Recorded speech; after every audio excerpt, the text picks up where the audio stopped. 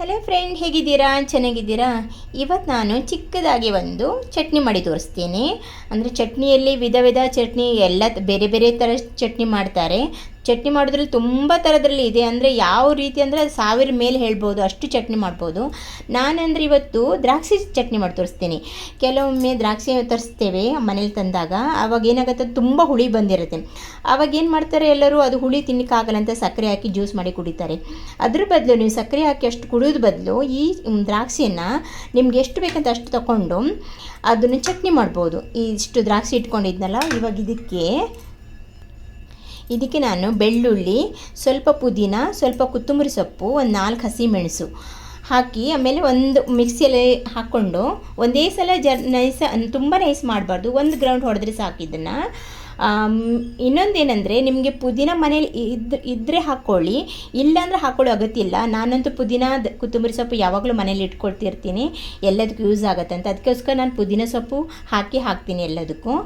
ನೀವು ಇದ್ದರೆ ಹಾಕ್ಕೊಳ್ಳಿ, ಇಲ್ಲದ್ರೆ ಹಾಕ್ಕೊಳ್ಬೇಕಂತಿಲ್ಲ. ಮತ್ತು ಈ ಚಟ್ನಿ ಉಂಟಲ್ಲ, ಇದು ಗಂಜಿ ಜೊತೆ ತುಂಬ ಚೆನ್ನಾಗಿರುತ್ತೆ. ಆಮೇಲೆ ಅನ್ನ ಮತ್ತು ದಾಲ್ ಜೊತೆ ಚೆನ್ನಾಗಿರುತ್ತೆ. ಅಂದರೆ ಸ್ವಲ್ಪ ದ್ರಾಕ್ಷಿಯಲ್ಲಿ ಸ್ವಲ್ಪ ಸಿಹಿ ಅಂಶ ಇದ್ದೇ ಇರುತ್ತೆ, ಹುಳಿ ಜಾಸ್ತಿ ಇರುತ್ತೆ. ಆದರೆ ಹುಳಿ ಮತ್ತು ಸಿಹಿ ಮತ್ತು ಖಾರ ಇದು ತುಂಬ ಚೆನ್ನಾಗಿ ಟೇಸ್ಟ್ ಕೊಡ್ತು ಊಟದಲ್ಲಿ. ನಾನು ಇವಾಗ ಒಂದ್ಸಲ ಗ್ರೈಂಡ್ ಮಾಡ್ತೀನಿ. ಇವಾಗ ಮಿಕ್ಸಿಯಲ್ಲಿ ಹಾಕ್ಕೊಳ್ತೀನಿ. ಮಿಕ್ಸಿಯಲ್ಲೂ ಹಾಕ್ಕೊಳ್ಬೋದು, ಅಥವಾ ಅದು ಇವಾಗ ಕಟ್ಟಿಂಗ್ ಮಿಷಿನ್ ಅಂತ ಬಂದಿದೆ, ಅದರಲ್ಲೂ ಹಾಕ್ಕೊಳ್ಬೋದು. ಅದರಲ್ಲಿ ನೈಸ್ ಆಗಲ್ಲ, ಸ್ವಲ್ಪ ಜಿರಿ ಆಗಿರುತ್ತೆ. ನಾನು ಮತ್ತು ಸ್ವಲ್ಪ ಮಿಕ್ಸಿಯಲ್ಲಿ ಒಂದೇ ಸಲ ಒಂದು ರೌಂಡ್ ಹೊಡಿತೀನಿ, ಅದಕ್ಕೆ ಹೊಡೆದು ಮಾಡ್ತೀನಿ. ಇವಾಗ ನೋಡಿ, ಚಟ್ನಿ ನಾನು ಮಿಕ್ಸಿಯಲ್ಲಿ ಹಾಕ್ಕೊಂಡು ರುಬ್ಬಿದ್ದೇನೆ ನೋಡಿ. ಈ ಥರ ಇದೆ, ಅಷ್ಟು ನೈಸ್ ಆಗಲಿಲ್ಲ. ಇದೇ ಥರ ಮಾಡಿ ಚೆನ್ನಾಗಿರುತ್ತೆ. ನೈಸ್ ಆದರೆ ಅಷ್ಟು ಚೆನ್ನಾಗಿದ್ದಿರಲ್ಲ.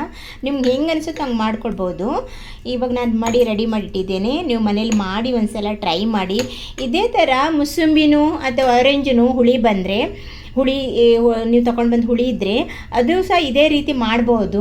ಚೆನ್ನಾಗಿರುತ್ತೆ, ತುಂಬ ಟೇಸ್ಟಿಯಾಗಿರುತ್ತೆ. ಇದು ಬಾಯಿ ರುಚಿ ಇಲ್ಲ ಅಂದರೂ ಇದು ತಿಂದರೆ ಚೆನ್ನಾಗಿ ಬಾಯಲ್ಲಿ ರುಚಿ ತರುತ್ತೆ. ನೀವು ಒಂದ್ಸಲ ಮನೇಲಿ ಟ್ರೈ ಮಾಡಿ, ಚೆನ್ನಾಗಿದ್ರೆ ಪ್ಲೀಸ್ ಕಮೆಂಟ್ ಮಾಡಿ, ಲೈಕ್ ಮಾಡಿ, ಹಾಗೆ ಎಲ್ಲರಿಗೂ ಶೇರ್ ಮಾಡಿ, ಫಾಲೋ ಮಾಡಿ. ಹಾಗೆ ಈ ವಿಡಿಯೋ ನೋಡಿದ್ದಕ್ಕೆ ತುಂಬ ತುಂಬ ಧನ್ಯವಾದಗಳು.